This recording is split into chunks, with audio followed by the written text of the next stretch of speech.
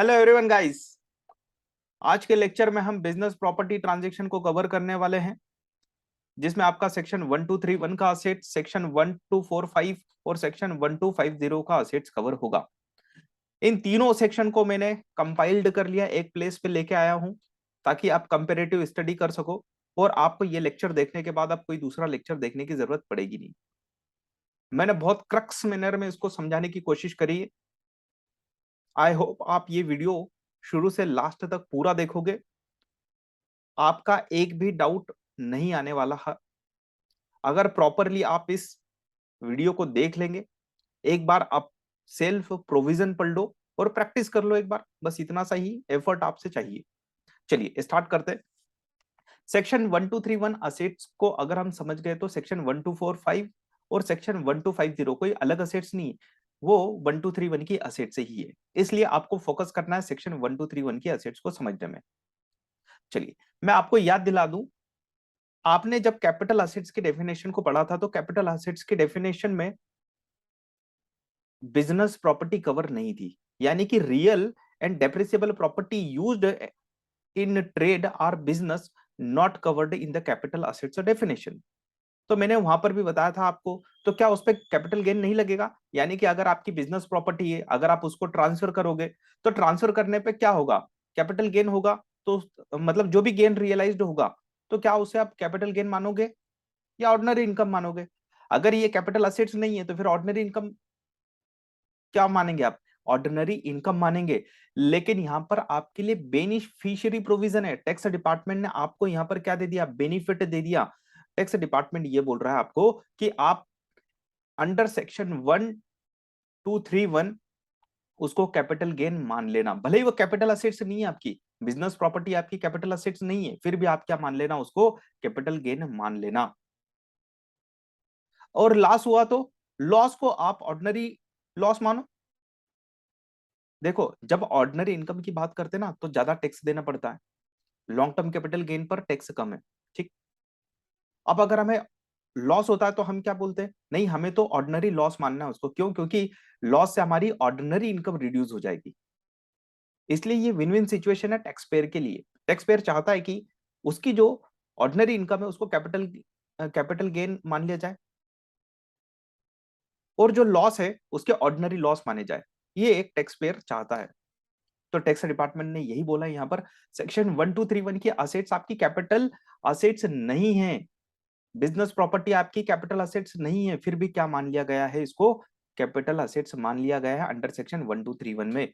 यानी कि इस पर होने वाले गेन को आप क्या मानोगे? इस पे होने वाले गेन को कैपिटल गेन मानोगे, और होने वाले लॉस को क्या मानोगे? उसको ऑर्डिनरी लॉस मानोगे, है ना? तो विन विन सिचुएशन हो गई। चलो पढ़ते हैं जरा और एग्जाम्पल समझेंगे, बहुत मजा आने वाला है आज के लेक्चर में। Section 1231 of internal revenue code provides long term capital gain treatment for the certain transaction involving non capital assets, generally land, building and equipment used in the business. तो क्या बोला इसने? ये नॉन कैपिटल असेट्स है, फिर भी इस पे लॉन्ग टर्म कैपिटल गेन माना जाएगा अंडर सेक्शन 1231।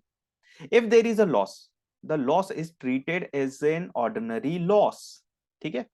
तो गेन के केस में ट्रीटमेंट अलग है, लॉस के केस में ट्रीटमेंट अलग है। बस यही इसका थीम था। अगर आपने ये अंडरस्टैंड कर लिया तो आपने पूरा बिजनेस प्रॉपर्टी ट्रांजैक्शन समझ लिया। एंड है, यहीं पर ही एंड है। अब आपको लॉजिक लगाना है, देखो कॉन्सेप्ट लगाना है। मैंने आपको क्रक्स बता दिया है, अब आपके लिए एकदम केक वॉक हो जाएगा, बहुत इजी हो जाएगा। चलो आगे बढ़ते हैं। Section 1231 transaction include. अब सेक्शन 1231 में क्या क्या इंक्लूड होगा, हमें यह समझना होगा ना कि कौन सी प्रॉपर्टी इसमें इंक्लूड होती है। तो इसमें दो टाइप की प्रॉपर्टी इंक्लूड होगी आपकी, रियल और depreciable business property that is held for more than 1 year. सबसे पहली चीज, बिजनेस प्रॉपर्टी कौन सी? Business property long term business property, that's it. मतलब जिसका holding period more than 1 year हो। कौन कौन सी असेट्स? रियल और डेप्रिसिएबल बिजनेस प्रॉपर्टी। अब रियल की बात करें तो रियल में क्या क्या आता है? आपका लैंड भी आ जाता है। तो यहां पर बिल्डिंग डेप्रिसिएबल है ना, तो अलग से क्यों बोला यहां पर? देखो यहां पर रियल का मीनिंग इन्होंने क्या लिया हुआ है? रियल का मतलब है लैंड से, है ना? अब लैंड तो डेप्रिसिएबल नहीं होती, यानी कि बिजनेस में जितनी भी डेप्रिसिएबल बिजनेस प्रॉपर्टी है वो सेक्शन 1231 में कवर होगी। और अगर लैंड भी है तो वो भी 1231 में कवर होगी। मतलब लैंड कहाँ यूज हो रही है, बिजनेस में यूज हो रही है। दैट्स इट, बहुत छोटा सा प्रोविजन है, आपने ये अंडरस्टैंड कर लिया आपको सब कुछ आ जाएगा, ये मैं एश्योर करता हूं आपको। तो बिजनेस की अगर आप बैलेंस शीट देखोगे तो उसमें देखो क्या क्या आता है। इन्वेंट्री, क्या इन्वेंट्री डेप्रिसिएबल है क्या, नहीं। क्या वो रियल है क्या, नहीं। तो इन्वेंट्री नहीं आएगी। ट्रेड रिसीवेबल आएंगे क्या, नहीं आएंगे।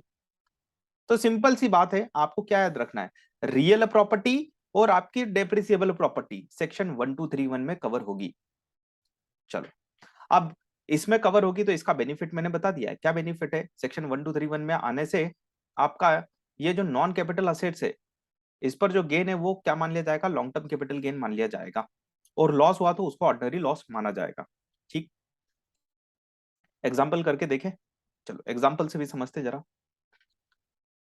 कंपैरिजन करेंगे, पूरा कंपैरिजन करेंगे 1245 1250, केक वॉक हो जाएगा आपके लिए, बहुत इजी होने वाला है आज। चलिए इसका एग्जाम्पल देख लेते पहले हम। Example, the tax payers has a net section 1231 gain of 21,000 for the current year. This is the taxpayers first net section 1231 gain in the over 6 year. चलो एक कॉन्सेप्ट है लॉस का, वो मैं आपको समझाऊंगा। देखो क्या होता है, ये एग्जाम्पल पहले आ गया, वैसे मुझे बाद में लेना था एग्जाम्पल को। आपके मान के चलो प्रीवियस ईयर में कोई लॉसेस है, प्रीवियस ईयर में कुछ लॉसेस है, प्रीवियस 5 ईयर के लॉसेस देखे जाते हैं। मान के चलो कि आपका करंट ईयर में क्या आ रहा है, लॉन्ग टर्म कैपिटल गेन आ रहा है अंडर सेक्शन 1231 में। आपके पिछले 5 सालों में कोई लॉस है क्या, अगर कोई लॉस है तो उस लॉस को इस करंट ईयर के गेन से एडजस्ट करने दिया जाता है। यानी कि वो जो लॉस था वो आपका ऑर्डिनरी लॉस था, उसको आप यहां पर क्या कर सकते हो, एडजस्ट कर सकते हो। यानी कि सेक्शन 1231 में आपका कोई अगर लॉस आया है पिछले 5 सालों में तो आप उसको करंट पीरियड में एडजस्ट कर सकते हो। करंट पीरियड में एडजस्टमेंट करने का मतलब क्या हुआ, आपने देखो क्या करा होगा, मैं आपको सिंपल सी बात बताता हूं। जब लॉस हुआ होगा पिछले 5 सालों में तो आपने उस लॉस को ऑर्डिनरी लॉस माना होगा, और आपने उसकी क्या ले ली होगी, उसको ऑफसेट कर दिया होगा ऑर्डिनरी इनकम से। यानी कि आपने उस लॉस से आपकी ऑर्डिनरी इनकम कम कर दी पिछले 5 सालों में। ठीक है ना, 5 साल में किसी भी ईयर में अगर वो लॉस हुआ है तो उस साल की आपने क्या कर दी, ऑर्डिनरी इनकम कम कर दी। यानी कि इनकम टैक्स डिपार्टमेंट को कम टैक्स गया। That's it. अब टैक्स डिपार्टमेंट क्या बोल रहा है, आपको अगर कोई गेन होता है तो वो उस गेन को हम बाइफरकेट कर देंगे। हम उसको पूरा की पूरा long term capital gain under section 1231 नहीं बोलेंगे, मतलब उसको सेक्शन 1231 का बेनिफिट नहीं मिलेगा, उतने पोर्शन को हम ऑर्डिनरी इनकम मान लेंगे। क्या मान लेंगे, ऑर्डिनरी इनकम मान लेंगे। बहुत इजी कॉन्सेप्ट है, इस एग्जांपल से पूरा क्लियर करवाता हूं मैं। The taxpayer has a net section 1231 gain of 21,000 for the current year. This is the taxpayer's first net section 1231 gain in the over 6 years. Looking back, the taxpayer was able to deduct 9,000 of net section 1231 loss during the last 5 year. देखो पिछले 5 सालों में इसको 9,000 का क्या है, loss है। Current period में कितना गेन आ रहा है, 21,000। क्या ये एडजस्ट कर सकता है, यस कर सकता है। पूरा 9,000 कर सकता है क्या, पूरा 9,000 कर सकता है। तो रिमेनिंग लॉस कितना बचेगा, रिमेनिंग गेन कितना बचेगा, 12,000 का रिमेनिंग गेन बचेगा। ये 12,000 का जो रिमेनिंग गेन है ना, ये आपका सेक्शन 1231 का लॉन्ग टर्म कैपिटल गेन है।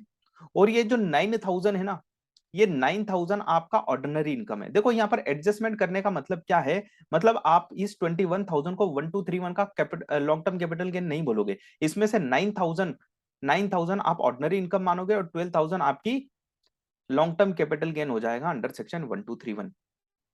अब मैं बार बार 1231 नहीं बोलूंगा, अदरवाइज आप कंफ्यूज हो जाओगे। मैं सिंपल सा लॉन्ग टर्म कैपिटल गेन बोलूंगा। मतलब देखो आपने टैक्स बेनिफिट ले लिया था, आपने लॉस एडजस्ट करा होगा प्रीवियस 5 ईयर्स में 9,000 का। तो टैक्स डिपार्टमेंट क्या बोल रहा है, आपने जो लॉस एडजस्ट सेट ऑफ किया था ना, उतना पोर्शन अब आप इनकम मान लो। क्या मान लो, आप इनकम मान लो। और ऐसा हमें पिछले 5 साल में देखना पड़ेगा, किसी भी 5 साल में हो सकता है लॉस, आपको वो एडजस्ट करना है। लेकिन पिछले साल में कुछ गेन भी हो तो हमें नेट करके निकालना है। मान के चलो कि प्रीवियस 5 ईयर्स में ईयर 3 में आपका लॉस था 1,000 का, ईयर 4 में आपका 400 का गेन भी था। तो आप गेन को एडजस्ट कर दो लॉस से, तो कितना बचेगा, 1,000 का लॉस था, 400 का गेन था, तो आपका 600 का लॉस नेट बचेगा। तो 600 को आप क्या करोगे, करंट पीरियड के गेन से एडजस्ट करोगे। आपको सिर्फ एक दो बार इसकी प्रैक्टिस करना है, क्वेश्चंस की कॉन्सेप्ट आपके क्लियर हो जाएंगे। आपको सिर्फ और सिर्फ क्वेश्चन की प्रैक्टिस करना है और उसमें हार्डली 10 मिनट लगेंगे आपको करने में, है ना। आप इसके जितने भी क्वेश्चन है वो सारे कर लेना एक बार। चलो अब क्या होता है, कभी कभी कैजुअलिटी होती है, तो कैजुअलिटी के केस में क्या बोला, कैजुअलिटी और थेफ्ट के केस में वो पढ़ लेते हैं provision. A special rule applies to the casualty and theft loss on property used in the business and the capital assets in the business held longer than one period, मतलब कि long term property की बात चल रही। Gain and losses from this involuntary conversion must be separately grouped and compared. देखो आपको क्या करना है, अगर कैजुअलिटी थेफ्ट या लॉस से क्या हो रहा है, गेन हो रहा है, मतलब इनवॉलंटरी कन्वर्जन करना पड़ रहा है आपको, तो उस ट्रांजेक्शन में क्या हो रहा है, आपको गेन या लॉस हो रहा है, तो आप उसको अलग से ग्रुप करो। मतलब कैजुअलिटी और थेफ्ट वाला गेन अलग दिखना चाहिए ना, मतलब ये एक ही ग्रुप में आएंगे, चाहे कैजुअलिटी हुई या थेफ्ट हुआ हो, ये एक ग्रुप बन गया। और जो नॉर्मल आपने ट्रांजेक्शन करे सेल के, वो अलग कर दो, दोनों का अलग अलग रखो। If casualty gain exceed the casualty losses, this gain and losses are then grouped with the section 1231 item to the compute the section 1231 gain. देखो क्या बोल रहा है, सिंपल सी बात है, आपने अलग अलग ग्रुप बनाए दो, एक ग्रुप बनाया नॉर्मल ट्रांजेक्शन्स का, एक ग्रुप बनाया अपने कैजुअलिटी और थेफ्ट वाले ट्रांजेक्शन का। अब ये कैजुअलिटी और थेफ्ट वाले ट्रांजेक्शन जितने भी आपके, उसमें आप क्या कर लो, उसको कंपैरिजन, जैसे हो सकता है ना, एक में आपका कैजुअलिटी गेन आ रहा है, एक में कैजुअलिटी लॉस आ रहा है, तो आप क्या कर लो, उसको एडजस्ट कर लो, नेट निकाल लो। नेट क्या आ रहा है आपका, नेट अगर गेन आ रहा है ना, तो इसको आप सेक्शन 1231 का लॉन्ग टर्म कैपिटल गेन मान लो, मतलब उसमें आप क्लब कर दो, है ना, उसमें ऐड कर दो सेक्शन 1231 में। क्योंकि हम क्या करते हैं, जितने भी सेक्शन 1231 से रिलेटेड गेन है, उनको क्या करते हैं, क्लब करते हैं, है ना। अभी हम इंडिविजुअल ट्रांजेक्शन देख रहे हैं, आपके एक से ज्यादा ट्रांजेक्शन हो सकते हैं ना, आपकी बिल्डिंग भी सेल हो रही है, आपकी प्रॉपर्टी भी से प्लांट भी सेल हो रहा है, तो कुछ भी हो सकता है, कंप्यूटर सेल हो रहे बिजनेस के।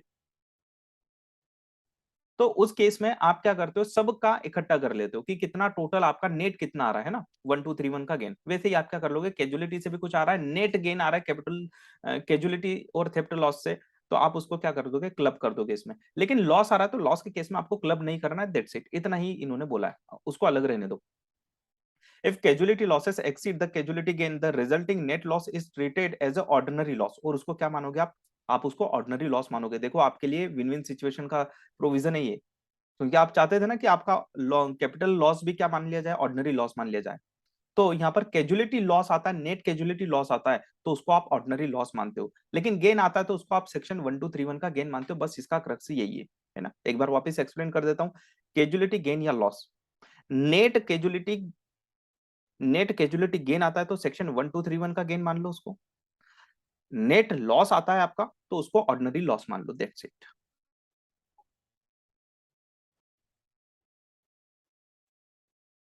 चलो अब बात आती है किसकी, सेक्शन 1245 और 1250। बहुत इजी बनाने वाला हूं, आप ध्यान से देखना। इस पूरे इस पूरे चार्ट से मैं आपको पूरा ये कॉन्सेप्ट समझाने वाला हूं, बस इतना ही है कॉन्सेप्ट, और कुछ भी नहीं है। आपको टफ लग रहा होगा लेकिन बिल्कुल भी टफ नहीं है। हम बात कर रहे थे सेक्शन 1231 की, ये क्या है, लॉन्ग टर्म बिजनेस प्रॉपर्टी है। क्या है, लॉन्ग टर्म बिजनेस प्रॉपर्टी है, ठीक है ना। अब लॉन्ग टर्म बिजनेस प्रॉपर्टी है तो हम क्या कर सकते हैं, दो टाइप से इसको बांट सकते हैं। कैसे कैसे बांट सकते हैं इसको, है ना, बिजनेस में लॉन्ग टर्म बिजनेस प्रॉपर्टी है तो हम क्या क्या होती है, एक तो होती है डेप्रिसिएबल, एक होती है नॉन डेप्रिसिएबल। क्या क्या होती है, डेप्रिसिएबल नॉन डेप्रिसिएबल, बांट दे हम दोनों को, तो हमने बांट दी दो जगह। तो डेप्रिसिएबल को देखो हमने यहाँ पर लिख दिया साइड में, नॉन डेप्रिसिएबल टैक्सेबल, तो ये इस पर तो कुछ नहीं, इस पर सेक्शन 1231 ही लगेगा, मतलब इस पे जो गेन हो रहा है वो लॉन्ग टर्म कैपिटल गेन ही माना जाएगा। देखो 1231 मतलब कि long term capital gain. Non depreciable, non depreciable business property, non depreciable business property long term capital gain माना जाएगा अंडर सेक्शन 1231, दैट्स इट। अब जो डेप्रिसिएबल प्रॉपर्टी है उस केस में क्या हुआ, हम हिस्ट्री में जाएंगे, इसके हम हिस्ट्री में जाएंगे, हम लॉजिकली समझेंगे इस पूरे प्रोविजन को, रटना ही नहीं पड़ेगा। अगर आपके प्रॉपर्टी पर डेप्रिसिएशन लगा, ठीक है ना, आपके लॉन्ग टर्म बिजनेस प्रॉपर्टी पर डेप्रिसिएशन लगा, तो आपने डेप्रिसिएशन को क्लेम किया as a ordinary, ordinary income को रिड्यूस किया ना आपने। आप डेप्रिसिएशन कहां ले जाओगे, प्रॉफिट एंड लॉस के डेबिट में। आपने ऑर्डिनरी इनकम आपकी रिड्यूस कर दी, किससे, इस डेप्रिसिएबल अमाउंट से। अब आप क्या कर रहे हो, ये सेम प्रॉपर्टी आप सेल कर रहे हो, क्या कर रहे हो, सेल कर रहे हो, है ना, प्रॉपर्टी ट्रांसफर कर रहे हो। तो उस टाइम पर आपको गेन होगा, क्या होगा, आपको गेन होगा। तो उस गेन का एक पोर्शन आप ऑर्डिनरी इनकम मानोगे। कितना पोर्शन? जितना आपने डेप्रिसिएशन क्लेम कर लिया ना, उस डेप्रिसिएशन को आप क्या मान लोगे, ऑर्डिनरी इनकम मान लोगे। और रिमेनिंग पोर्शन को आप क्या मान लोगे, सेक्शन 1231 का लॉन्ग टर्म कैपिटल गेन। यानी कि ये क्या बोलना चाह रहा है, ये बोलना चाह रहा है आपने अगर बिजनेस प्रॉपर्टी पे डेप्रिसिएशन ले लिया तो उस डेप्रिसिएशन की वजह से आपका प्रीवियस ईयर्स में क्या हुआ होगा, आपका प्रीवियस ईयर में आपने उस पर क्या कर लिया, आपका नॉर्मल इनकम यानी कि ऑर्डिनरी इनकम रिड्यूस कर दिया। तो अब क्या करो, आप उतना ही पोर्शन आप ऑर्डिनरी इनकम मान लो अब, है ना। देखो फॉर्मूला बनाया मैंने, सेक्शन 1245 और सेक्शन 1250। मैंने दो अलग अलग क्यों लिखे, फिर यहाँ डेप्रिसिएशन ही रिकवर करना था तो समझना। अब दो टाइप की प्रॉपर्टी होती है, डेप्रिसिएबल प्रॉपर्टी भी दो टाइप की होती है, एक होती है मूवेबल प्रॉपर्टी, एक होती है इमूवेबल प्रॉपर्टी। तो इमूवेबल का मतलब क्या हुआ, रियल प्रॉपर्टी। वो कहां कवर होगी, तो रियल प्रॉपर्टी के लिए अलग से सेक्शन बनाया इन्होंने, सेक्शन 1250। और पर्सनल प्रॉपर्टी या पर्सनल का मीनिंग है मूवेबल से, है ना, मूवेबल के लिए अलग प्रोविजन बनाया इन्होंने सेक्शन 1245। बस इतना सा ही डिफरेंस है। देखो मैंने दोनों के ऊपर यहाँ पर लिखा हुआ है डेप्रिसिएबल प्रॉपर्टी है दोनों भी, एक मूवेबल है एक इमूवेबल है। तो इमूवेबल के लिए अलग बनाया प्रोविजन, मूवेबल के लिए अलग बनाया, ऐसा क्यों? देखो सेक्शन 1245 में जितना भी आप डेप्रिसिएशन लगाओगे, टोटल डेप्रिसिएशन को ऑर्डिनरी इनकम माना जाएगा। टोटल जो भी डेप्रिसिएशन लगा रहे हो अंडर सेक्शन 1231 की प्रॉपर्टी पर, जो भी आप क्या लगा रहे हो, डेप्रिसिएशन लगा रहे हो, उस डेप्रिसिएशन को ऑर्डिनरी इनकम माना जाता है। क्या माना जाता है, ऑर्डिनरी इनकम माना जाता है। यानी कि यहां पर डेप्रिसिएशन रिकैप्चर हो रहा है, क्या बोलते हैं इसको, डेप्रिसिएशन रिकैप्चर करना। रिकैप्चर कर लिया मतलब आपको जो पहले अलाउड किया था, अब वो हम डिसअलाउड कर रहे हैं, एक तरीके से आप ऐसा समझ लो, रिकैप्चर कर रहे हैं उसको, रिकैप्चर कर लिया यानी कि उसको ऑर्डिनरी इनकम मान ली। सपोज दैट आपको गेन हुआ था 1231 में, गेन कितना हुआ, 10,000 का गेन हुआ। आपने डेप्रिसिएशन कितना लगाया हुआ है प्रीवियस में, 4,000 का डेप्रिसिएशन लगाया हुआ। तो 10,000 के गेन को आप बाइफरकेट कर दोगे दो तरीके से, जितना डेप्रिसिएशन लिया, यानी कि 6,000 का अगर आपने डेप्रिसिएशन लिया हुआ है पहले, तो 6,000 को आप क्या मानोगे, ऑर्डिनरी इनकम। और एक्सेस पार्ट यानी कि 4,000 को आप मानोगे सेक्शन 1231 का लॉन्ग टर्म कैपिटल गेन। बस इतना सही है। एग्जाम्पल देख लोगे ना एक बार, आपको जितने भी डाउट आ रहे थे वो सारे क्लियर हो जाएंगे। इतना छोटा सा ही प्रोविजन है ये। अब अगर मान के चलो आपकी प्रॉपर्टी कैसी है, आपकी बिजनेस प्रॉपर्टी कैसी है, आपकी लॉन्ग टर्म बिजनेस प्रॉपर्टी है रियल प्रॉपर्टी। कैसी है, रियल प्रॉपर्टी। और कौन सी, डेप्रिसिएबल। ऑब्वियसली बात हम डेप्रिसिएशन की कर रहे हैं। तो रियल प्रॉपर्टी के केस में आपका रिकैप्चर कैसे होगा, तो रियल प्रॉपर्टी के केस में अगर आप देखोगे ना, तो एसएलएम मेथड से डेप्रिसिएशन लगाया या आपने एक्सेलरेटेड डेप्रिसिएशन लगाया, तो दो चीजें होती है। अगर आपने एक्सेलरेटेड डेप्रिसिएशन लगाया मतलब एसएलएम से नहीं लगाया, एसएलएम से ज्यादा डेप्रिसिएशन लगाया, तो एसएलएम से जितना भी ज्यादा डेप्रिसिएशन लगाया ना, यानी कि excess depreciation over the SLM method, तो आपने जितना भी एक्सेस पोर्शन लगाया उसको हम ऑर्डिनरी इनकम मानेंगे। क्या मानेंगे, ऑर्डिनरी इनकम मानेंगे। ठीक। तो यानी कि यहां पर जो भी गेन होने वाला है, उस गेन को हम दो पार्ट में बांट देंगे, सेक्शन 1250 का गेन और सेक्शन 1231 का gain. That's it.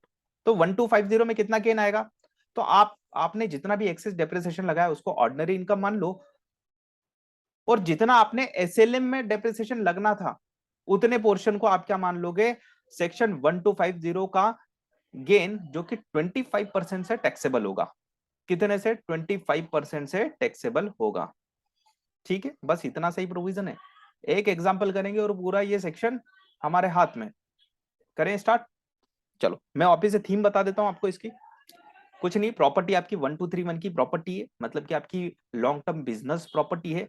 Long term business property दो टाइप की हो सकती है, एक depreciable, non depreciable. Non depreciable के बारे में तो कुछ दिक्कत ही नहीं है। डेप्रिसिएबल प्रॉपर्टी के केस में क्या है कि आपने डेप्रिसिएशन ले लिया है पहले, तो अब वो डेप्रिसिएशन के पार्ट को क्या करा जा रहा है, रिकैप्चर किया जा रहा है। क्या किया जा रहा है, रिकैप्चर किया जा रहा है। इसलिए यहां पर क्या करा, दो पार्ट में बांट दिया इन्होंने। इन्होंने बोला एक रियल प्रॉपर्टी होती है और एक मूवेबल प्रॉपर्टी होती है। तो मूवेबल प्रॉपर्टी का जो भी टोटल डेप्रिसिएशन है, क्योंकि मूवेबल प्रॉपर्टी के केस में आपको एक्सेलरेट नहीं दिया जा रहा डेप्रिसिएशन, इसलिए इन्होंने क्या बोला, जो भी डेप्रिसिएशन लगा रहे हो वो ऑर्डिनरी इनकम मान लो। यहाँ पर 1250 में क्या बोला, अब देखो ध्यान से पढ़ लो, रियल प्रॉपर्टी है, रिकैप्चर और अनरिकैप्चर्ड डेप्रिसिएशन समझना दोनों को। Excess depreciation over the SLM, SLM से ज्यादा जितना भी डेप्रिसिएशन लगाया उसको ऑर्डिनरी इनकम मानो, और जितना आपने एसएलएम के अकॉर्डिंग डेप्रिसिएशन लगना था उतना डेप्रिसिएशन आप 25% से टैक्सेबल बना दो अंडर सेक्शन 1250। इसको क्या बोला जाता है, टर्मिनोलॉजी क्या है, रिकैप्चर्ड डेप्रिसिएशन और अनरिकैप्चर्ड डेप्रिसिएशन। रिकैप्चर्ड मतलब कि एक्सेस पार्ट, एक्सेस डेप्रिसिएशन। अनरिकैप्चर्ड मतलब जितना एसएलएम में लगना था उतना आपका अनरिकैप्चर्ड डेप्रिसिएशन है। इट मींस आप समझ पा रहे हो, आपका जो डेप्रिसिएशन है ना, वो डेप्रिसिएशन कभी भी लॉन्ग टर्म कैपिटल गेन नहीं माना जाएगा, समझना। जितना भी पोर्शन आपका डेप्रिसिएशन से रिलेटेड है, जितना भी टोटल डेप्रिसिएशन है, उसको आप कभी भी लॉन्ग टर्म कैपिटल गेन के इक्वल नहीं मानोगे, है ना। चलो एग्जांपल से समझते हैं, क्योंकि एग्जांपल बहुत लेना जरूरी है। यहाँ पर एग्जांपल कवर करता हूं मैं। तो सबसे पहले कौन सा ले, 1245 का ले लेते। चलो 1245 पे आते हैं। Paige on a patent with a cost of 3 lakh and an adjusted basis 2,60,000 on January 2nd of this year, Paige sold the patent for 3,45,000। Patent क्या है, पेटेंट आपका यहाँ पर इंटेंजिबल असेट्स है, मतलब यहाँ पर टेंजिबल इंटेंजिबल दोनों कवर होगी क्या, बिल्कुल होगी, क्योंकि हमने क्या बोला, बिजनेस प्रॉपर्टी। बिजनेस प्रॉपर्टी चाहे वो रियल हो या डेप्रिसिएबल, अब डेप्रिसिएबल मतलब अमोटाइजेबल भी है ना, दोनों उसमें आप इंक्लूड कर लो। डेप्रिसिएबल का मतलब क्या है यहाँ पर, अमोटाइजेबल भी है ना। नेचुरल रिसोर्सेज तो वहां पर टर्मिनोलॉजी यूज होती है डिप्लेशन, तो डिप्लेशन भी कवर होगा, दैट्स इट। तो यहाँ पर समझो अमाउंट कितना रियलाइज हो रहा है, पेज कितने में सोल्ड कर रहा है, 3,45,000 में, तो हमने यहाँ पर लिखा अमाउंट रियलाइज। आप देखते जाना, यहाँ पर एक्सेल में मैंने इसको सॉल्व भी करा हुआ है, 345 यहाँ पर लिखा हुआ है। इसका एडजस्टेड बेसिस कितना होगा, 3 लाख की कॉस्ट थी एंड एडजस्टेड बेसिस 2,60,000, यानी कि 40,000 का आप डेप्रिसिएशन लगा चुके हो, दैट्स इट। तो 40,000 आपकी क्या है, सेक्शन 1245 की ऑर्डिनरी इनकम है, और रिमेनिंग पार्ट आपका क्या होगा, रिमेनिंग पार्ट आपका जितना भी गेन होगा उसमें से रिमेनिंग पार्ट आपका क्या हो जाएगा, लॉन्ग टर्म कैपिटल गेन हो जाएगा अंडर सेक्शन 1231, दैट्स इट। इतना ही छोटा सा प्रोविजन है। तो देखते हैं चलो इसको। 345 आपका क्या है, realised gain, amount realised. Adjusted basis कितना है, 3 लाख की कॉस्ट है, 40,000 का अमोटाइजेशन आज तक कर चुके हो, तो 260 आपकी एडजस्टेड बेसिस है ना, ये दे रखा है यहाँ पर। हमने वो तो डिफरेंस निकाल लिया कि 40,000 का अमोटाइजेशन हुआ है, ठीक है। तो रियलाइज्ड गेन कितना है आपको, 345 में से 260 आपने माइनस कर दिया, तो 85,000 का आपका रियलाइज्ड गेन है। इस रियलाइज्ड गेन को आप बाइफरकेट करोगे दो पार्ट में, है ना। आपने जितना डेप्रिसिएशन पहले ले लिया था उतने पार्ट को आप क्या बोलोगे, सेक्शन 1245 का ऑर्डिनरी इनकम क्या बोलोगे, as a ordinary income. Recognised gain में आप क्या लोगे, as a ordinary income under section 1245। इसको बोला जाता है रिकैप्चर्ड अमोटाइजेशन, है ना। डेप्रिसिएशन हो तो रिकैप्चर्ड डेप्रिसिएशन। बस इतना सा प्रोविजन था कि आपने जो डेप्रिसिएशन बेनिफिट ले लिया था उसकी वजह से आपकी ऑर्डिनरी इनकम रिड्यूस हो गई थी। तो अब आप क्या करो, जब आपको गेन होगा इस प्रॉपर्टी पर, तो गेन को आप दो पार्ट में बांट देना। तो 40,000 आप ऑर्डिनरी इनकम मान लोगे, रिमेनिंग पोर्शन क्या मानोगे, as section 1231 long term capital gain, यानी कि लॉन्ग टर्म कैपिटल गेन आपका होगा ये। चलो नेक्स्ट क्वेश्चन पर आते हैं। आप पढ़ लो, यहाँ पर एक्सप्लेनेशन दिया हुआ है ना। Therefore, the 40,000 of the 85,000 gain is the section 1245 gain, and the remaining 45,000 is the section 1231 gain। In section में मत पढ़ो, इन सेक्शन में पढ़ के ही आप क्या होते हैं, उलझ जाते हो। आप तो सिंपल सी याद रखना, बिजनेस प्रॉपर्टी ट्रांसफर हो रही है। अब बिजनेस प्रॉपर्टी ट्रांसफर हो रही है, डेप्रिसिएबल है या अमोटाइजेबल है, ठीक है। जितना आप डेप्रिसिएशन क्लेम कर दिए थे उसको ऑर्डिनरी इनकम मान लो, रिमेनिंग पोर्शन का जो गेन है उसको लॉन्ग टर्म कैपिटल गेन मान लो, बस इतना सही है और कुछ नहीं है। चलो आते नेक्स्ट क्वेश्चन पे।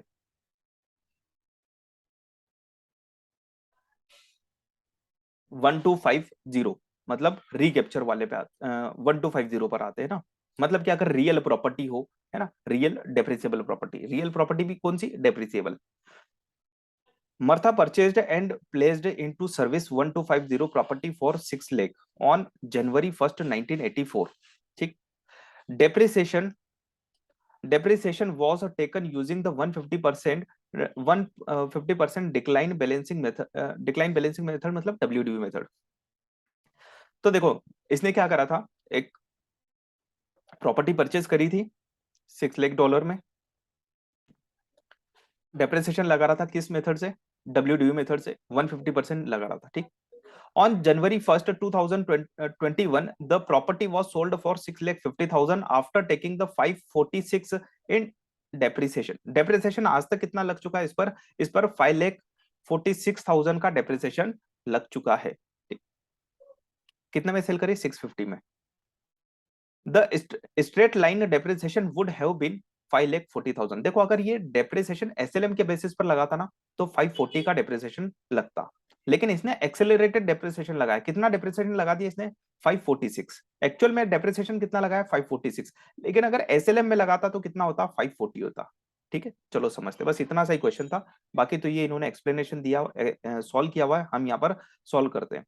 देखो अमाउंट कितनी रियलाइज हुई इस ट्रांजेक्शन में, 650 है ना, हमने लिख दी अमाउंट रियलाइज्ड। एडजस्टेड बेसिस कितना आएगा, कॉस्ट कितनी थी, 6 लाख, उसमें से डेप्रिसिएशन माइनस कर दो, डेप्रिसिएशन कितना है, 546। तो हमने देखो यहाँ पर करा हुआ है कॉस्ट माइनस डेप्रिसिएशन एज पर WDV, 6 लाख माइनस 546, तो इसका एडजस्टेड बेसिस कितना बचा, 54,000 बचा। तो रियलाइज्ड गेन कितना हुआ आपका, 596 का आपका रियलाइज्ड गेन हुआ। 650 में से 540 54 गए तो 596 आपका रियलाइज्ड गेन बचा है। अब ये रियलाइज्ड गेन आपका पूरा की पूरा लॉन्ग टर्म है क्या, नहीं। टैक्स डिपार्टमेंट बोलता है आपने कितना एक्सेस डेप्रिसिएशन लिया उसको ऑर्डिनरी इनकम मानो, और जितना SLM के अकॉर्डिंग डेप्रिसिएशन बन रहा था उस पार्ट को आप 25% से टैक्सेबल बना दो अंडर सेक्शन 1250। ठीक है, चलो एक्सप्लेनेशन देखते हैं जरा इसका। रिकॉग्नाइज कितना करोगे गेन, तो रिकैप्चर्ड डेप्रिसिएशन ऑर्डिनरी इनकम कितना मानना है, ऑर्डिनरी इनकम मतलब कि excess depreciation over the SLM कितना हुआ। देखो 546 आपने लगा लिया, एक्चुअल कितना लगा दिया, 546 लगा दिया। SLM के अकॉर्डिंग कितना लगना था, SLM के अकॉर्डिंग 540 लगना था, यानी कि आपने 6000 डेप्रिसिएशन ज्यादा लगा दिया। तो इस 6000 के डेप्रिसिएशन को बोला जाता है एक्सेस डेप्रिसिएशन, है ना, एक्सेस डेप्रिसिएशन ओवर SLM। तो हम क्या करेंगे, यहाँ पर रिकैप्चर कर लेंगे इसको, इस पोर्शन को बोला जाता है रिकैप्चर्ड डेप्रिसिएशन, और इसको ऑर्डिनरी इनकम माना जाएगा, यानी कि 6000 आपकी क्या है, ऑर्डिनरी इनकम। ठीक, SLM के अकॉर्डिंग कितना डेप्रिसिएशन लगना चाहिए था, 540। तो 540 को हम बोलते हैं अन रिकैप्चर्ड डेप्रिसिएशन, मतलब कि हमने यहाँ पर रिकैप्चर नहीं किया ना, टोटल डेप्रिसिएशन तो 546 लगाया, उसमें से कैप्चर कितना किया, रिकैप्चर कितना किया, ओनली 6000। तो अनकैप्चर कितना बचा अभी भी, 540। इस 540 को आप सेक्शन 1250 का गेन मान लो, और उस पर कितना टैक्स लगाओगे, 25% टैक्स लगाओगे। ये इसकी स्पेशल रेट है, ध्यान रखना। तो वो 25% हमने जब कैपिटल गेन रेट पढ़ा था तब भी मैंने आपको बताया था कि 1250 के केस में आपका 25% क्या लगने वाला है, टैक्स लगने वाला है। तो जो SLM के अकॉर्डिंग लगना थी उस पर तो आपका क्या लगेगा, 25% से टैक्स लगेगा। और रिमेनिंग पोर्शन बचा ना, अभी कितना बचा, 596 में से 6000 आपने ऑर्डिनरी इनकम मान लिया, 540 आपने क्या मान लिया, आपने सेक्शन 1250 में 25% से टैक्सेबल बना दिया। रिमेनिंग जो गेन है आपका 1231, यानी कि लॉन्ग टर्म कैपिटल गेन बचेगा कितना, 50,000। बस इतना सही छोटा सा क्या था, कॉन्सेप्ट था। हम उलझ रहे थे सेक्शन 1231 में, 1245 में, 1250 में, कुछ भी नहीं है। आपकी प्रॉपर्टी 1231 की प्रॉपर्टी है, business property, long term business property, बस उसको हमने देखा नॉन डेप्रिसिएशन का, नॉन डेप्रिसिएबल और डेप्रिसिएबल में। नॉन डेप्रिसिएबल में तो कोई प्रॉब्लम नहीं है, पूरा की पूरा long term capital gain, loss हुआ तो ऑर्डिनरी लॉस। लेकिन अगर डेप्रिसिएबल प्रॉपर्टी है तो डेप्रिसिएबल प्रॉपर्टी में जो आप डेप्रिसिएशन ले रहे हो ना उसको लॉन्ग, तो टैक्स डिपार्टमेंट बोल रहा है आपने जो बेनिफिट ले लिया, पहले बेनिफिट ले लिया आपने, अब वापस से आप दोबारा बेनिफिट लोगे क्या, दोबारा बेनिफिट मतलब अब जो आप इस प्रॉपर्टी को सेल करोगे और आपको गेन हो रहा है, तो ये गेन को हम लॉन्ग टर्म कैपिटल गेन नहीं मानेंगे। हमने तो आपके लिए बेनिफिशियर प्रोविजन बनाया था, आपकी कोई कैपिटल असेट्स नहीं है, फिर भी हम कैपिटल असेट्स मान रहे हैं इसको। तो जितना आप डेप्रिसिएशन क्लेम कर चुके हो उतने पोर्शन को अब हम ऑर्डिनरी इनकम मानेंगे, मतलब जो भी गेन हो रहा है अब इस गेन को हमने क्या माना, हमने ऑर्डिनरी इनकम माना। कितना पोर्शन, एक्सेस डेप्रिसिएशन। 1250 में देखे तो एक्सेस डेप्रिसिएशन, और जो SLM के अकॉर्डिंग लगना था, देखो देखा जाए तो ये 546 का डेप्रिसिएशन आपका 1231 में टैक्सेबल नहीं है।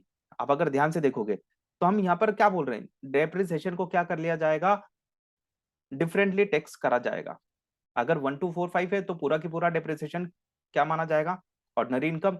लेकिन 1250 में क्या माना जाएगा, एक्सेस डेप्रिसिएशन ऑर्डिनरी इनकम है, और रिमेनिंग डेप्रिसिएशन जो है उसको हम सेक्शन 1250 के अकॉर्डिंग 25% से टैक्सेबल बनाते हैं। फिर भी कुछ गेन बच जाता है तो उसको क्या बोलते हैं हम, 1231 का long term capital gain. That's it, इतना ही प्रोविजन था। चलो इसको मैंने थोड़ा सा एक और एग्जांपल में समझाया है ना। आपको देखो गेन कितना हुआ है, सेक्शन 1231 में गेन कितना हुआ है, 10,000 का गेन हुआ है ऑन डेप्रिसिएबल रियल प्रॉपर्टी। मैंने सेक्शन नहीं लिखा, देखो आपको तो अब समझना है ना प्रॉपर्टी देख के, ये कौन सी प्रॉपर्टी है, 10,000 gain on depreciable real property. आपके बिजनेस में रियल प्रॉपर्टी ट्रांसफर हो रही है, सेक्शन ना भी याद हो तो चलेगा ना। आपको पता है कि रियल प्रॉपर्टी डेप्रिसिएबल है, कितने में सेल करी, 10,000 में सेल करी। एक्सेलरेटेड डेप्रिसिएशन, आपने इस पर डेप्रिसिएशन लगाया, कितना डेप्रिसिएशन ले चुके हो आप, इस पे 7,000 का डेप्रिसिएशन लगा चुके हो। लेकिन अगर आप डेप्रिसिएशन लगाते एसएलएम के अकॉर्डिंग तो कितना लगता, 5,000, यानी कि आपने एक्सेस कितना लगाया, आपने 2,000 का एक्सेस लगाया, ये एक्सेस ही आपका क्या है, ऑर्डिनरी इनकम है। ठीक, एक सॉल्व हो गया। रिमेनिंग 7,000 में से 2,000 आपने क्या मान लिया, आपने ऑर्डिनरी इनकम मान ली। रिमेनिंग 5,000 क्या मानोगे, रिमेनिंग 5,000 यानी कि जितना एसएलएम में लगना था उतना आप क्या मानोगे, 1250 का गेन मानोगे और 25% से टैक्सेबल होगा। देखो यहाँ पर दिया हुआ है मैंने, गेन कितना है, 2,000 recaptured depreciation under section 1250, 2,000 gain, unrecaptured depreciation यानी कि 5,000, 25% से, और फिर भी अगर कुछ रिमेनिंग गेन बचता है, जैसे 10,000 में से 7,000 तो हमने क्या मान लिया, इन हटा दिया, बचा 3,000 क्या हो जाएगा, 1231 का लॉन्ग टर्म कैपिटल गेन। ठीक, चलिए तो यहां पर हमने दोनों प्रोविजंस को समझ लिया है।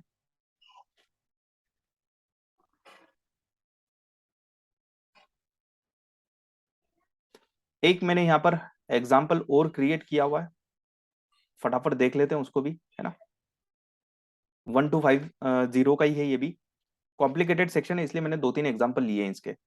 अ कमर्शियल बिल्डिंग, देखो क्या है, commercial building real depreciable property at cost of 28,000 was sold in 2020 for the 3 million 30 lakh में क्या कर दी, सेल कर दी, after deducting SLM depreciation 6,50,000 over the year. ये क्वेश्चन इंपॉर्टेंट है, ध्यान रख लेना, यहाँ पर ऑर्डिनरी इनकम नहीं आएगी। क्यों, क्योंकि जो डेप्रिसिएशन लिया जा रहा है वो किस मेथड से लिया जा रहा है, एसएलएम मेथड से लिया जा रहा है,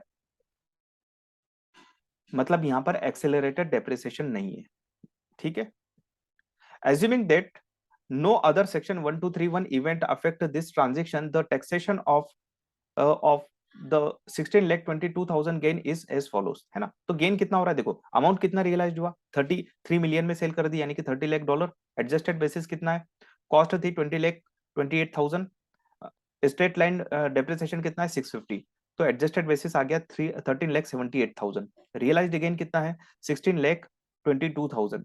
अब ये रियलाइज्ड गेन को आप लॉन्ग टर्म गेन मानोगे या नहीं मानोगे, वैसे तो लॉन्ग टर्म गेन मानना चाहिए, लेकिन ये डेप्रिसिएबल प्रॉपर्टी है तो जितना डेप्रिसिएशन लगा हुआ है इस प्रॉपर्टी पर उतने को हम लॉन्ग टर्म कैपिटल गेन नहीं मानेंगे, रिमेनिंग को हम लॉन्ग टर्म कैपिटल गेन मान लेंगे। तो आपने कैपिटल डेप्रिसिएशन कितना लगाया, 650 लगाया, इसमें से 650 माइनस कर दो तो बचा हुआ क्या आपका, लॉन्ग टर्म कैपिटल गेन। देख लो आप ऐसे भी डायरेक्टली निकाल सकते हो, बहुत इजी है। इस केस में आपका ऑर्डिनरी इनकम नहीं है, क्यों, क्योंकि यहाँ पर आप एक्सेस डेप्रिसिएशन नहीं ले रहे हो, excess depreciation over the SLM आपका नहीं है इस केस में। आप एसएलएम से ही क्या लगा रहे हो, डेप्रिसिएशन लगा रहे हो। तो जो भी आप एसएलएम से डेप्रिसिएशन लगा रहे हो वो 25% से टैक्सेबल होगा अंडर सेक्शन 1250, और रिमेनिंग पोर्शन का आपका 1231 लॉन्ग टर्म कैपिटल गेन से टैक्सेबल होगा। अब लॉन्ग टर्म कैपिटल गेन की रेट क्या है, हमने देखा था 0%, 15%, 20% है ना, तो इस क्वेश्चन के अकॉर्डिंग 20% आपकी रेट आ रही है ना। चलो तो टोटल रिकॉग्नाइज्ड गेन कितना हो गया, इन दोनों को जोड़ लो, मतलब कि जितना रियलाइज होता है उतना ही तो रिकॉग्नाइज होता है ना, लेकिन वो डिफरेंट डिफरेंट वे में होगा, ध्यान रखना। बहुत इजी है, आप इन क्वेश्चंस को एक बार वापस से कर लेना। मैंने पूरा पीडीएफ यहाँ पर पावर पॉइंट में आपको क्वेश्चंस दे रखे हैं, मैंने यहाँ पर ड्राफ्ट भी बना रखा हुआ है कॉन्सेप्ट का, आप इनको रीड कर लेना, मैंने आपको एक्सप्लेन कर दिया है। ठीक है, आप एक बार डायरेक्टली क्या करो, वीडियो को देखो और डायरेक्टली जंप कर जाओ किस पे, क्वेश्चन आंसर्स पे। आपसे क्वेश्चन आंसर बन जाएंगे 100%, मैं एश्योर कर रहा हूँ आपको। आपको प्रोविजन बाद में पढ़ना, क्योंकि अगर प्रोविजन पढ़ने जाओगे तो प्रोविजन समझ में नहीं आएगा। ठीक है, चलिए तो यहाँ पर ये हमारा सेक्शन 1231 सेक्शन 1245 ये यहाँ पर कंप्लीट होता है। चलिए ओके बाय एवरीवन, मिलते हैं नेक्स्ट लेक्चर में।